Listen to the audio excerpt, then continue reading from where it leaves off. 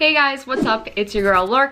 So for today's video, I obviously am in another setting. I am in my new house and I will be putting out a video soon. So first thing I wanted to start off with is that I am not going to be making videos every Thursday anymore. I saw how much pressure I was putting on myself and how much of a damper it was putting on my mental health. I really do think that I'm gonna make videos whenever I can. I do have a lot of clients right now and I'm in the midst of moving, finishing up my senior year, and there's just a lot of movement going on in my life right now. So I feel as though it would be right for me just to make videos when I can and to not have this strict timeline of me uploading every Thursday like I have been for 7 months. At the end of the day, the only thing that I really love doing is talking to the camera and broadcasting my life. I don't really care about the subscriber aspect. I really just make these videos in order to help me edit, in order to help my camera presence, in order to learn new things. In that case, for this video, I am going to be discussing the freelance clients that you should avoid. Let's get into the video.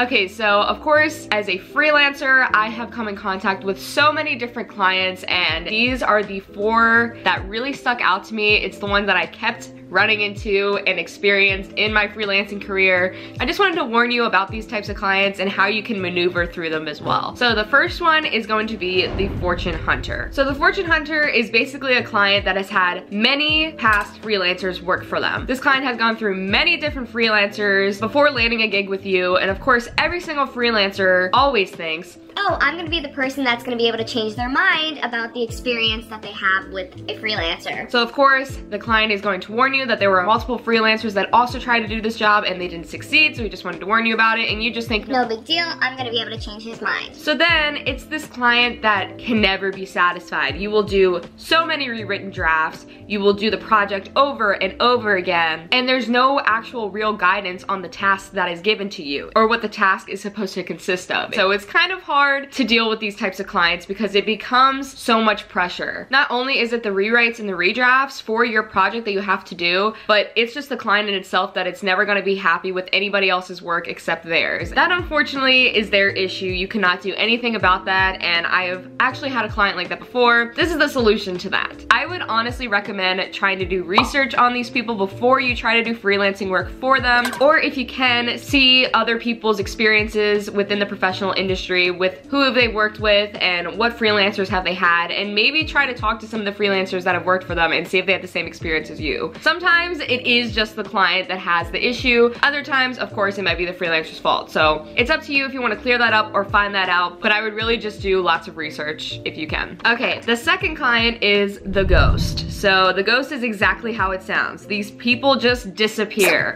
This is a client who sucks at answering text, calls, emails, any little question that you have to ask for. They are nowhere to be found. They don't respond for about a week or 2. So this unfortunately can delay your progress with your projects that you're working on with other clients and the project that you're working on for that client. This is also a huge problem for freelancers that want to get paid, because when they finish the project and everything is good to go, they usually do not ever receive their payment because the person never gets back to them. There's no signs of payment or any communication at all with this person because they always disappear out of nowhere. So the first way to fix this is to really analyze the patterns from the very first interactions that you have with this client. You can tell from the very beginning how this client operates and how they communicate on a regular basis. So at the very beginning, if it seems a little off and it seems just messy, automatically do not do a project with them. It'll save you a lot of work in the long run and a lot of time. So if this person already takes about a week to respond back to you, to your emails, to your texts, to your calls, how do you think there's even gonna be a time for them to pay you? So I would avoid this client at all costs if you can. The third client is the question mark. So the question mark is this client that knows how good your work is but has no idea what they want for their project. They simply don't know any of the details of what they want. They just know that they see your work and they like it. Most of the time they come up with non-realistic goals that you have to try to attend to, or they just don't know what they want in general. This of course is the person that says, I don't really know what I'm looking for. This creates a very weird situation for the freelancer because you want to please them in the right way possible, but you also want to make sure they have a good experience and that you fit their style that they're looking for as well. So it all depends on what they need within that project. To give get through to this client, I would recommend trying to have a meaningful conversation with how this project is going to affect their business or what their goals are and how you can achieve them. Of movement towards how you can deliver it and how you can make this happen. After you hear this, you can set the specifics of the project, how long it's gonna take you to do that project, what you feel like you can actually deliver or recommend. If you do feel like the expectations from the client were very unrealistic to start with, I would try to just negotiate. This will also tell the client your feedback, and they will appreciate it to the fullest as they know what to do for the next freelancing client. And usually these people are those that are asking for that project to be done for the first time. All right, and the last client is, oh, how the tables have turned. Swapping services is a common thing that freelancers do instead of paying. Swapping services may help out both parties in the long run, but you have to make sure that they will equally benefit both parties. This option will definitely help someone that cannot pay for the service, but before trading, please make sure that both parties are actually benefiting from swapping services. You know that your time is valuable, so you want to get paid for it. I mean, of course you have the choice of saving money, asking for the real payment, or just turning down the project overall if you do not want to swap services at all. Also, always state before you start the project how you're going to pay, hourly, fixed, per project. Discuss the budget before you go through with the project, or else it's going to be very rocky from there. Make sure the trade is fair. So yeah, that's it for today's video. I hope you guys enjoyed this segment